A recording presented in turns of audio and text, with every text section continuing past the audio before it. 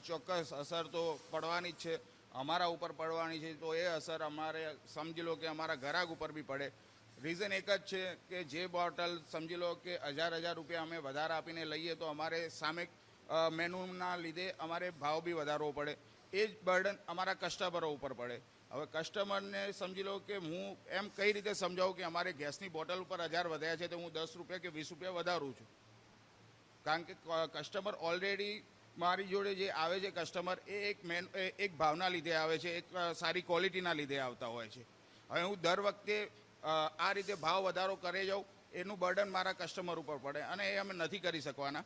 એના લીધે આ જે ભાવ વધારો છે અમારા માટે સખત એટલે સખત મુસીબતની વાત થઈ ગઈ છે. હવે આવડી મોટી બ્રાન્ચ.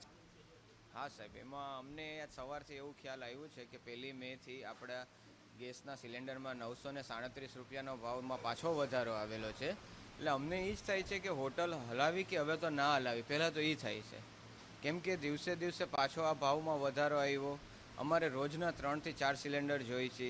આજ અમારે 170 રૂપીસમાં કસ્ટમરને અમે જમાડી, રોજની 700-800 થાળી નીકળતી હોય અમારે, આજ કસ્ટમરને ભાવ વધારશી તો એ થાળી અમારે નહીં નીકળે. ને જો આવી રીતે જ ભાવ વધતા જશે ગેસ સિલિન્ડરમાં તો અમને એમ લાગે છે કે હોટલ કા બંધ કરી દે.